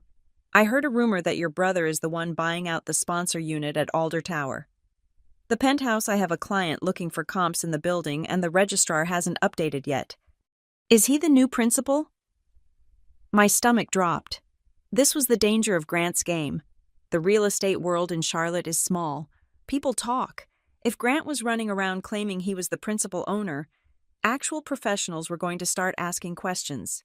If I said yes, I would be lying to a colleague. If I said no, and explained that I was the owner, the news would travel back to Grant before dinner. I typed a response, deleted it, and then typed again. I needed to walk the line. "Hey David, good to hear from you. As for the penthouse, let us just say the paperwork at the registrar tells the only story that matters. Rumors and truth are sometimes just a dinner away." It was cryptic, but it bought me time. 10 minutes later, I got the confirmation I was waiting for. It came from the property manager. Subject tenant communication update, Unit A. Ms. Griffin, the tenant, Mr. Griffin, just called our office. He acknowledged receipt of the legal notice. He did not offer payment. He asked, and I quote, "Is there any way we can keep this off the official record for 48 hours? I have a family situation, and I cannot have this blow up right now." He was very agitated. He asked if we could work out a payment plan later, as long as we rescinded the notice immediately. "Please advise." I read the email twice. "I cannot have this blow up right now." That was the key. Grant wasn't afraid of the debt. He wasn't afraid of the lawsuit. He was afraid of the timing. He knew the dinner was tomorrow. He knew the announcement was scheduled. He was trying to buy 2 days of silence so he could perform his role as the successful son one last time before the curtain fell. He was bargaining with reality. He thought he could charm a legal contract the way he charmed our mother. I replied to the manager, "Do not rescind the notice. Do not agree to a delay. Tell him the procedure is automated and cannot be stopped without full payment of the arrears. If he asks again, tell him the owner is unreachable." I was reachable. I was just choosing not to be reached. The sun went down, casting long shadows across my apartment. I sat in the dark, the blue light of my laptop illuminating the folder of evidence I had compiled. The HELOC application, the forged signature, the unpaid rent, the text messages. At 9 o'clock, my phone lit up again. It was a text from Diane. "Mom. Hi, honey. Just thinking about tomorrow. I know you and Grant have had your differences lately, but please, for your father's sake, don't be difficult at dinner. Grant is under a lot of pressure with this big purchase. Just smile and be happy for him. Let the family be happy. XOXO. Don't be difficult. Just smile. Let the family be happy." She was asking me to participate in the delusion. She was asking me to watch them light themselves on fire and applaud the warmth. She was asking me to accept my role as the lesser child, the failure, the spectator. so that Grant could continue to play the king. I looked at the text. I looked at the word happy. Their happiness was a loan they had taken out in my name, and they expected me to pay the interest forever. I didn't type a paragraph. I didn't type a defense. I typed 2 sentences. Zoe, Mom, rest assured. I only plan to speak the truth. I hit send. I watched the delivered status appear. Then, 3 dots appeared as she began to type a reply. The dots rippled for a long time. Then they disappeared. She didn't write back. Maybe, deep down, somewhere beneath the layers of denial and hairspray, she knew. Maybe she sensed that the truth was the one thing their happiness couldn't survive. I closed my laptop. The evidence was ready. The witnesses were summoned. The defendant had been served. All that was left was the trial. And unlike Grant, I didn't need to rehearse my lines. I had the numbers. And numbers never stutter. The night before the dinner, silence was the loudest thing in my apartment. I sat on my beige sofa, a cup of herbal tea cooling on the coaster, and stared out the sliding glass door. I did not have a view of the city lights. I did not have a panoramic sweep of the skyline that Grant and Sloane were currently using as a backdrop for their champagne toasts. I looked out over the parking lot of my complex, where a flickering street lamp illuminated the hood of my 4-year-old sedan and a dumpster that was due for collection on Monday. It was a view that cost me $1,800 a month. It was unglamorous. It was flat, but it was honest. There was no filter on that dumpster. There was no mortgage fraud involved in that asphalt. For a long time, I sat there and just breathed. The air conditioner hummed, a mechanical rhythm that usually soothed me, but tonight it felt like a countdown. I closed my eyes and allowed myself to travel back in time. Not to the childhood slights or the teenage comparisons, but to the moment 3 years ago when I decided to help Grant. I wanted to interrogate my own motives. Had I set him up to fail? I remembered the day he called me, sobbing, saying he was going to be evicted from his South End loft. I remembered the tightness in my chest, the instinctive sisterly panic. I had offered him the penthouse not as a trap, but as a lifeline. I had believed, with a naivety that now seemed embarrassing, that if I gave him a foundation, a beautiful, stable place to live with a rent he could actually afford, he would stop scrambling. I thought that if the pressure of survival was removed, he would finally have the space to become the man my mother insisted he was. I had believed that maturity was a destination we would all reach eventually, like a train station. I thought Grant was just running late. I was wrong. Grant wasn't running late. He was on a different track entirely. And my parents weren't waiting for him to arrive. They were building a fake station around him where he stood, so he wouldn't have to move. I opened my laptop and pulled up the spreadsheet one last time. I didn't look at the totals. I looked at the dates. October 12th. That was the first late payment. I remembered that week. It was the same week Diane had called me to criticize my choice of winter coat, telling me I looked drab compared to Sloane. I had swallowed the insult and paid the difference in Grant's rent from my own pocket. December 5th. Missed payment. That was the week of the family Christmas party, where Grant had given Russell a set of golf clubs he couldn't afford, and I had given him a book. Diane had gushed over the clubs and barely looked at the book. I had gone home and transferred $2,000 to the LLC account to cover the deficit. Each line on that spreadsheet wasn't just a financial transaction. It was a moment where I had chosen peace over self-respect. It was a record of every time I had bitten my tongue until it bled, just to keep the Griffin family portrait from cracking. My phone buzzed on the cushion next to me. A voicemail icon appeared. It was Diane. I didn't want to listen to it, but I needed to know the temperature of the room I would be walking into tomorrow. I pressed play and put the phone on speaker. Zoe, it is Mom. Her voice filtered into the quiet room. She sounded tight, anxious. I am worried about tomorrow. You have been so distant lately, and that text you sent, about speaking the truth, I don't know what that means. But please, do not make this about you. Grant has worked so hard for this moment. Just let him have his night. Don't make me look like a bad mother who raised children who can't get along. Just be nice. For me. The message ended. There was no, I love you. There was no, how are you? There was only the demand for compliance. She wasn't worried about my feelings. She was worried about her image. She was terrified that if the curtain fell, the audience would see the strings. Don't make me look like a bad mother, I whispered to the empty room. That was the core of it. She didn't protect Grant because she loved him more. She protected him because he was her creation. If he failed, she failed. If I succeeded without her help, I was an anomaly. I was a variable she couldn't control, and therefore, I had to be diminished. A few minutes later, a text came through from Russell. Dad, I know your mother can be intense, but she loves you. We all do. Just soften a little. Zoe, for the birthday, it is just one dinner. I stared at the screen until the letters blurred. Soften. That was the word he always used.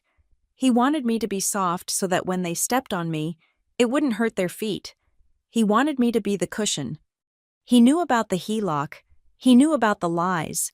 But he was asking me to absorb the impact one more time because he was too tired to stop the collision. I felt a tear slide down my cheek. I wiped it away angrily. Rule number 2. Do not cry. I opened the folder on my phone labeled The Asset. I scrolled through the documents, the deed, the lease, the forged signature, the bank application. I wasn't looking at them to fuel my anger. I was looking at them to anchor myself in reality, because I knew what would happen tomorrow night. When I spoke, they would try to gaslight me. They would say I was crazy. They would say I was lying. They would say I was making it up to hurt them. Diane would cry. Grant would shout. Russell would look away. I needed these documents to remind myself that I wasn't the crazy one. I needed them to prove that gravity existed. I practiced the words in my head. I had been refining them all week. I needed something short. Something that didn't require a paragraph of explanation. Something that would cut through the laughter and the clinking of glasses like a guillotine blade. Actually, Grant, you are 3 months behind on rent. No, too defensive. Grant, stop lying. I own the apartment. No, too emotional. I needed to ask a question. A question forces an answer. A question traps the liar in his own net. Grant, are you sure about that? Yes, that was the one. Simple, deadly. I looked at the clock. It was 10:15. The banks were closed. The lawyers were asleep. But the machinery I had set in motion was still humming in the background. I opened my email and composed one final message to the property management firm. I didn't need to send it, but I wanted a paper trail of my final intention. To management team from Maple Row Holdings, LLC. Re-Unit A, final instructions. If full payment of all arrears and fees is not received by 5:00 p.m. on Monday, proceed immediately with the eviction filing. There will be no further extensions. The tenant has been served. The grace period is over. I hit send. The sound of the email swooshing away felt final. I had cut the safety net. Grant was falling, even if he didn't know it yet. I stood up and walked to my bedroom. I opened the closet door. The clothes hung there in neat, color-coded rows, a testament to the discipline that Diane mocked as boring. I pushed aside the floral prints and the pastels. I reached for the back of the rack. I pulled out a dress I hadn't worn in 2 years. It was black. It had long sleeves and a high neck. It was structured, tailored to fit perfectly, but revealing nothing. It wasn't a dress for a party. It was a dress for a funeral or a boardroom. It was severe. I held it up against myself in the mirror. Diane had told me to wear color. She wanted me to look festive. She wanted me to look like a decoration. I would not be a decoration. I would be a void. In a room full of sparkling lies and champagne bubbles, I would be the dark matter that absorbed the light. I would wear no jewelry, no watch, no earrings. I wanted nothing to distract from my face when I delivered the sentence. I laid the dress out on the bed. Next to it, I placed my phone. I thought about Grant. He was probably asleep in my penthouse right now. Or maybe he was still up, drinking the wine I had effectively paid for, dreaming about the applause he would receive tomorrow.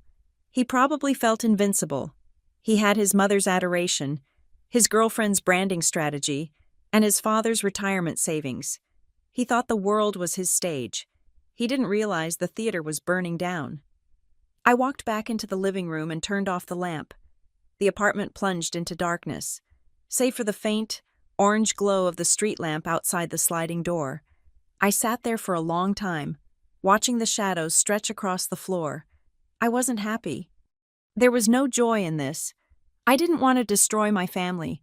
I wanted to have a brother who didn't steal from me. I wanted a mother who didn't view me as a competitor. I wanted a father who would protect me. But those people didn't exist. The people who existed were the ones who had signed a $75,000 loan application with my name on it. I picked up my phone. The screen lit up, casting a harsh blue light on my face. The folder was there. The truth was there. It was glowing in the dark. A cold, hard fact that refused to be extinguished. "Okay," I whispered. "Tomorrow." I turned the phone off, but the image of the documents remained burned into my retinas. I went to bed, but I didn't sleep. I lay awake, listening to the wind rattle the window pane, waiting for the sun to rise on the day the Griffin family would finally, for the first time in history, have to pay the bill. We are back at the table. The air in Briar Brass was thick with the smell of seared beef and expensive perfume, but to me, it smelled like ozone. It was the scent of a storm that had been gathering for 5 years, finally ready to break. The ambient noise of the restaurant, the clatter of silver against china, the low hum of conversations, the jazz piano in the corner seemed to fade into a dull roar, leaving only the voices at our table crystal clear. I sat with my hands folded in my lap, feeling the cool, smooth glass of my phone screen against my thumb. I was wearing the black dress, no jewelry. My hair was pulled back. I looked like a shadow in a room full of peacocks. Diane was in peak form. The wine had loosened her inhibitions, and she was speaking at a volume that ensured the table of business executives to our left and the anniversary couple to our right could hear every word. She wasn't just talking to us. She was broadcasting. "It is just such a relief," Diane said, swirling her glass of red wine, the liquid climbing the sides like blood. "To know that Grant has finally settled. You worry about your children. You know, you worry if they will make it. But when I look at him now, a property owner in the city, it is just validation. It validates everything we did." She turned her gaze to me. It wasn't a warm look. It was a spotlight, searching for a flaw. "Zoe, honestly," she said, leaning in, "doesn't it make you think Grant is living in a penthouse? He has the skyline, and you are still in that little rental near the highway. Why do you not have a penthouse like your brother yet? You are still renting that tiny apartment." There it was, the line. The table erupted. It wasn't a roar of laughter. It was a ripple of socially mandated chuckles. Grant threw his head back, a little too theatrically, shaking his head as if to say, "Oh, Mom, stop it." Sloane covered her mouth with a manicured hand, her eyes crinkling in a way that suggested she found my mediocrity adorable. Even my aunt and uncle offered polite, awkward smiles, playing their part in the chorus. They were laughing at the comparison. They were laughing because the narrative was so established, so concrete, that the idea of me being on Grant's level was objectively funny to them. I did not look down. I did not blush. I watched the laughter the way a scientist watches a chemical reaction. I let it bubble up, peak, and then begin to fizzle out when they realized I wasn't joining in. I waited until the last chuckle had died in my uncle's throat. I waited until the silence stretched just thin enough to be uncomfortable. Then, I picked up my water glass, took a sip, and set it down. The click of the glass against the coaster was the only sound at the table. "Grant," I said. My voice was not loud, but it cut through the noise like a scalpel. I turned my head slowly to look at him. He was still smiling, but the edges of his grin were starting to fray. He sensed the shift in barometric pressure. "Yeah, sis?" he asked, swirling his wine glass by the bowl, just like he always did. "You keep talking about the apartment," I said, my tone conversational, almost bored. Mom keeps telling everyone you own the penthouse at Alder Tower. Grant puffed his chest out slightly. It was a reflex. Well, you know how it is. It is a crown jewel asset. Got to secure the legacy. Right, I said. So, just to be clear, for everyone at this table you are saying you own it, that the deed is in your name or will be. Grant looked at Sloane, then at Diane.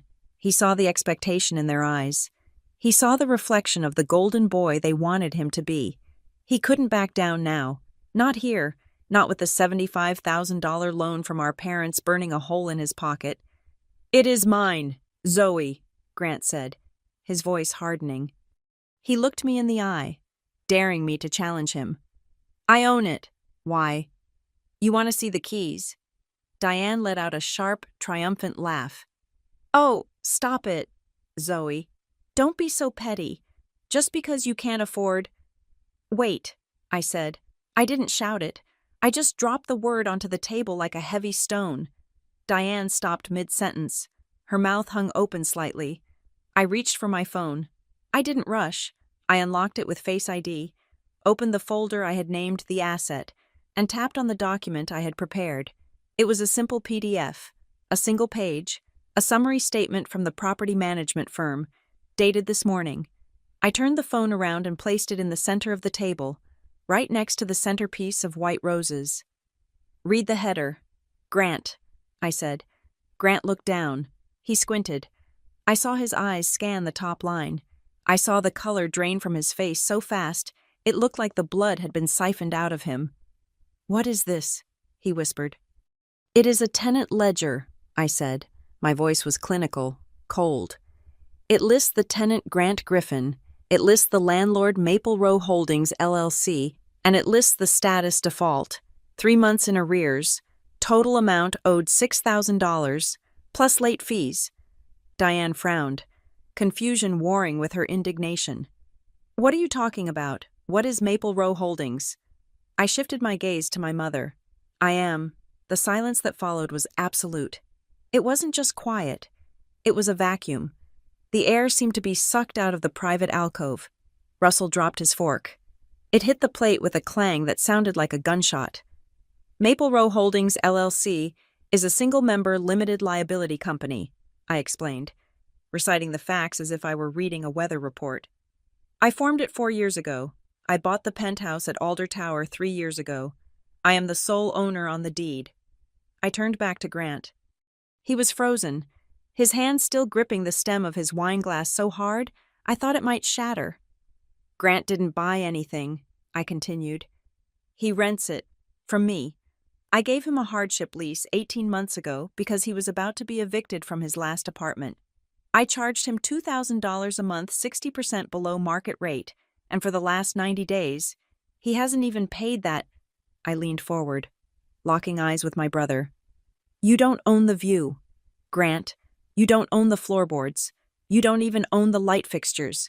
You are a tenant, and you are a bad one. That is a lie, Grant stammered. His voice was high, cracking like a teenager's. She is lying. She is just jealous. She typed that up on her computer. I didn't argue.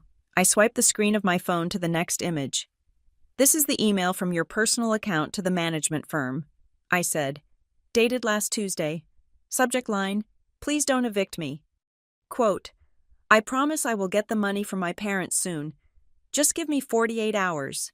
End quote. I swiped again. And this, I said, pointing to a scanned document, is the forged work order where you signed as owner to install new track lighting. That is fraud. Grant, that is a felony. Grant's mouth opened and closed, but no sound came out. He looked at Sloane for help. Sloane was staring at the phone as if it were a radioactive isotope. Her face was a mask of horror. She wasn't looking at Grant with love.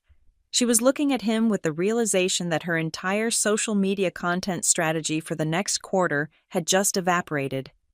Zoe, Sloane started, her voice trembling. She tried to conjure a smile, but it looked like a grimace. Zoe, look, this is a family matter. Maybe we shouldn't air this here. It is a misunderstanding. We can discuss the business side later. Business side. I laughed. It was a dry, sharp sound. Sloan, you have been tagging my apartment as your forever home for 6 months. You held a brand activation there last week without a permit. You signed a location release claiming Grant owned the property. Do you know what happens if the insurance company finds out I do? Because I am the one who pays the premiums. I turned to my parents. Russell was pale, his eyes wide. He looked at Grant, then at me, and I saw the horrifying math finally adding up in his head. The loan, Russell whispered. The HELOC, $75,000. Yes, I said. The money you pulled out of your house, the money Mom forged my employment details to secure. Diane flinched as if I had slapped her. I did not. I was helping. You were funding a lie. I cut her off. Grant told you he needed a deposit to buy the unit. He isn't buying the unit. There is no purchase agreement.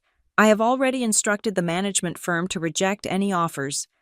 He was going to take that $75,000 and use it to pay off his debts, maybe buy a car, maybe impress Sloan, but he was never going to buy the apartment because the owner isn't selling. I sat back in my chair. The energy in the room had shifted violently. A minute ago, they were the royalty and I was the peasant. Now, I was the judge, and they were defendants who had forgotten to hire counsel. Diane looked at Grant. She looked at her golden boy, the son of her universe. Grant, she asked, her voice shaking. Tell her she is wrong. Tell me you bought it. Grant looked down at his plate. He couldn't meet her eyes.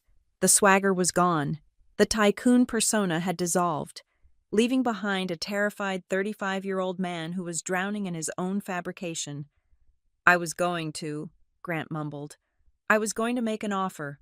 I just needed the cash flow. You were going to steal their equity, I corrected him. I am building a brand. Grant shouted, slamming his hand on the table. The silverware jumped. You don't get it. None of you get it. I need the image to get the investors. It is a cycle. I was doing it for the family. You were doing it for the likes, I said calmly. I reached out and took my phone back. I stood up. The movement made everyone flinch. I am done, I said. I am done being the punchline. I am done being the invisible bank account that funds this circus. I looked at the table, the expensive steak, the untouched wine, the debris of a celebration that never should have happened. Here is the reality, I said, addressing Grant. The management firm sent you a legal notice yesterday. You have 30 days. That is the law.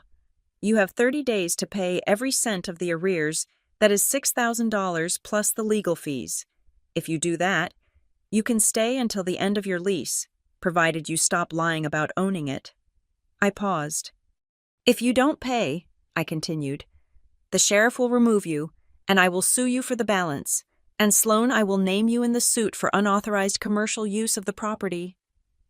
Sloan gasped. She grabbed her purse, her knuckles white. And tonight, I said, looking at Diane, whose face was crumbling into a mask of absolute devastation. Tonight, the show ends. No more toasts. No more speeches. I looked at Grant one last time.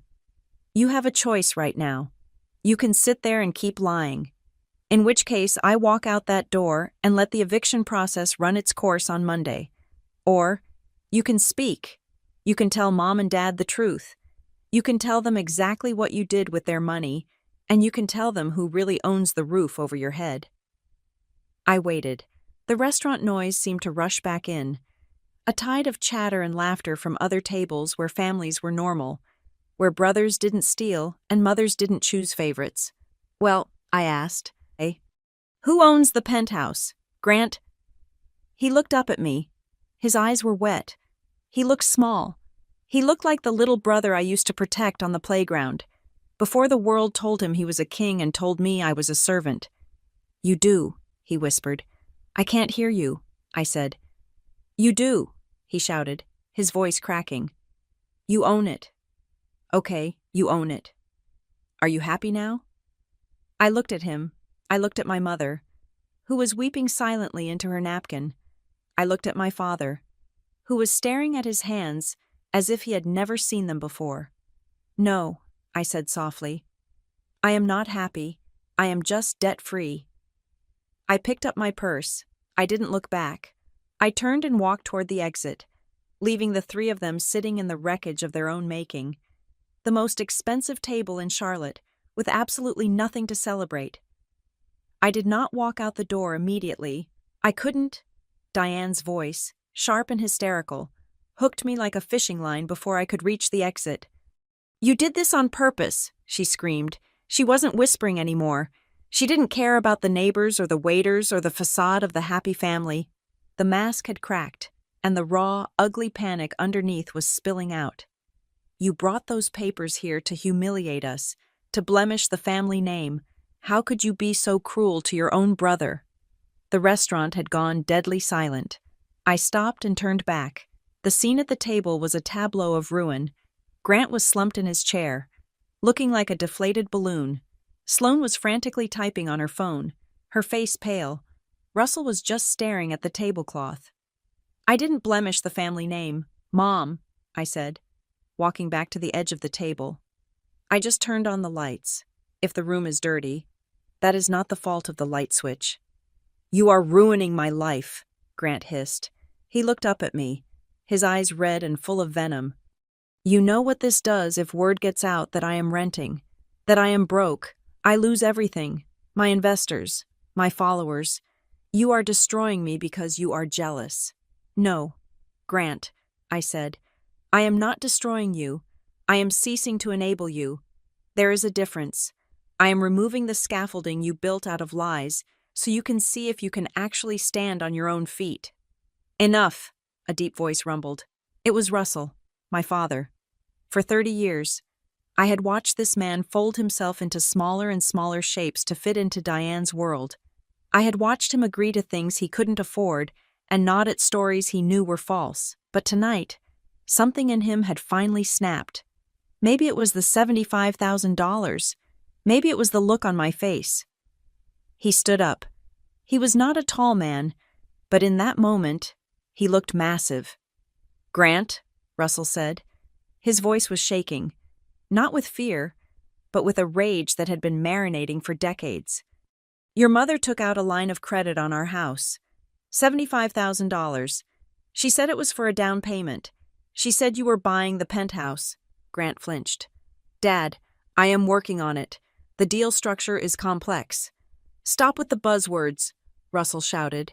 He slammed his hand on the table, and a wine glass toppled over, spilling red liquid across the white cloth like a gunshot wound.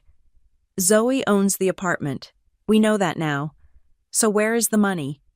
Where is the $75,000?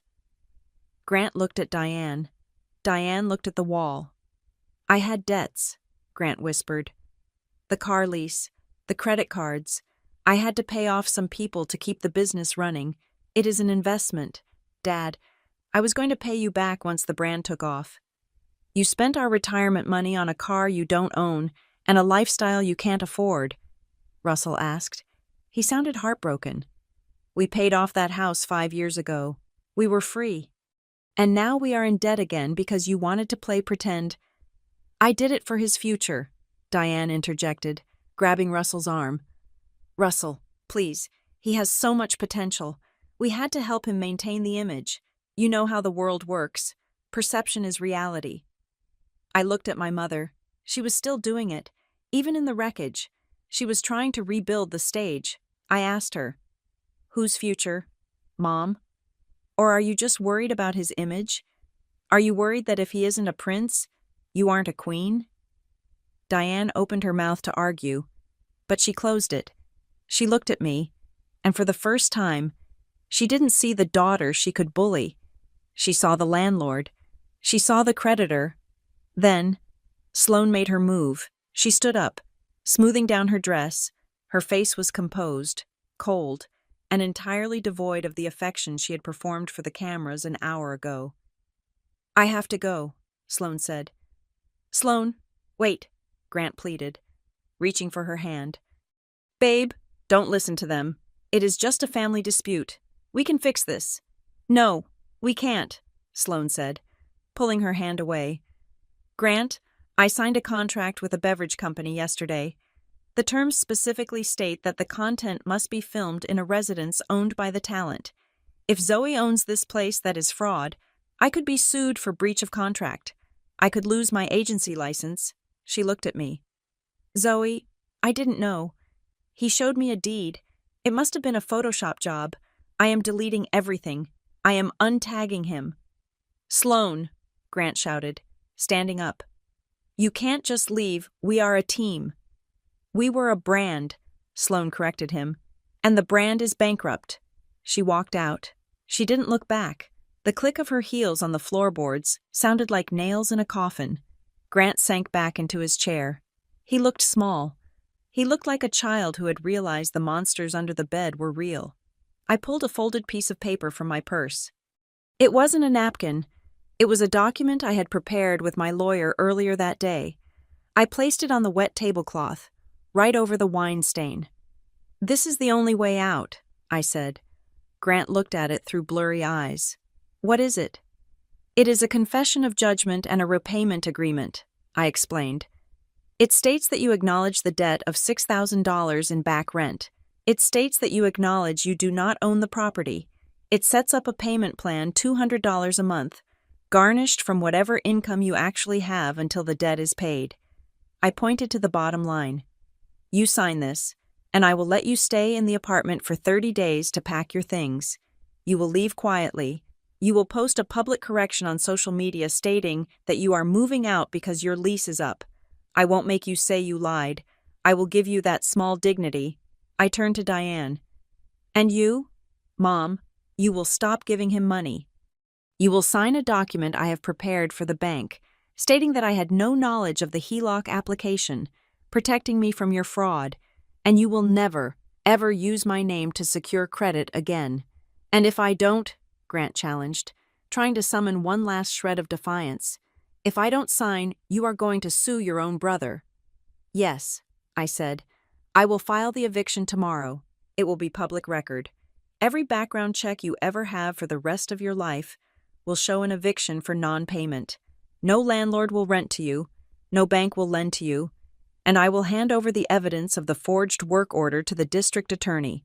You are a monster, Grant spat. You planned this. You trapped me. You told me to move in. You told me it was a safe space. I pulled out my phone again.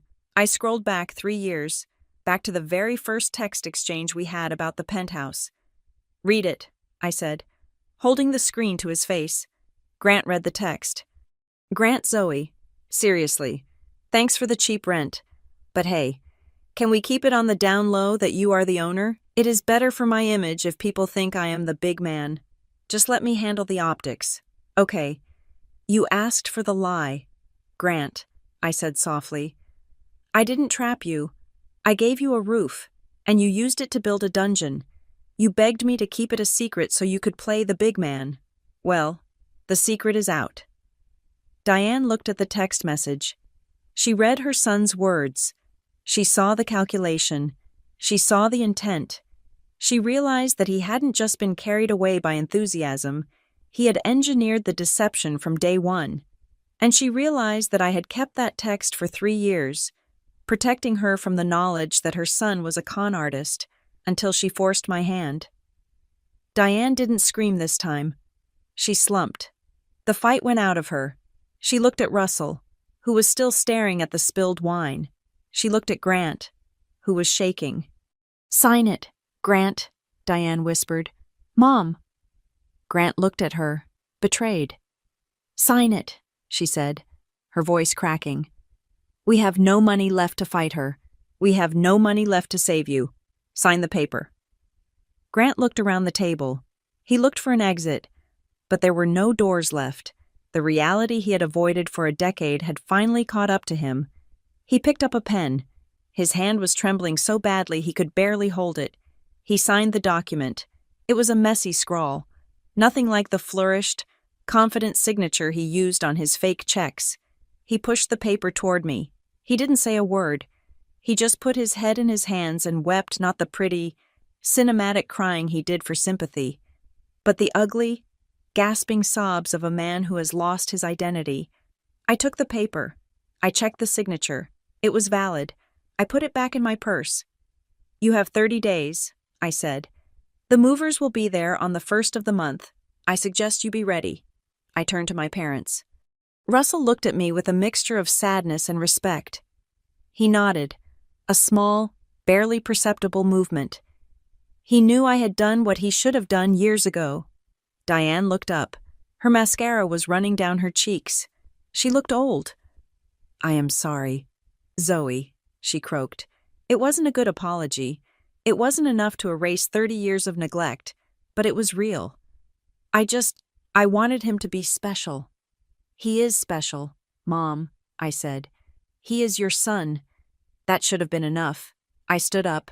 I smoothed down my black dress. I felt lighter than I had in years. The weight of the secret, the weight of their expectations, the weight of being the invisible pillar holding up their crumbling temple, it was all gone. I walked away from the table. I walked past the curious onlookers. I walked out into the cool night air of Charlotte. I got into my 4-year-old sedan. I looked at the passenger seat where I had tossed the folder. It was over. The penthouse would be empty in a month. I would rent it to a stranger who paid on time. I would go back to my quiet apartment. I would go back to my job. But I would never go back to the shadows. I started the engine. As I pulled out of the parking lot, I thought about the line I had prepared, the one I had wanted to say to them. I didn't need to say it. They knew, but I said it to myself, just to hear it aloud in the privacy of my own car, where I paid for the gas, and I owned the silence. I don't need a penthouse to have value, I said to the rearview mirror. I just need everyone to stop standing on my back to see his success. And with that, I drove home. Thank you so much for listening to this story. It was a long journey for Zoe, but she finally found her voice. I would love to know where you are listening from today. Are you tuning in from a bustling city, a quiet town, or maybe even your own car like Zoe? Let me know in the comments below. I love reading about where our community comes from. If you enjoyed this story and want to hear more revenge dramas, please subscribe to the channel Maya Revenge Stories. Hit that like button and smash the hype button to help this story reach more people who need to see the truth win. See you in the next video.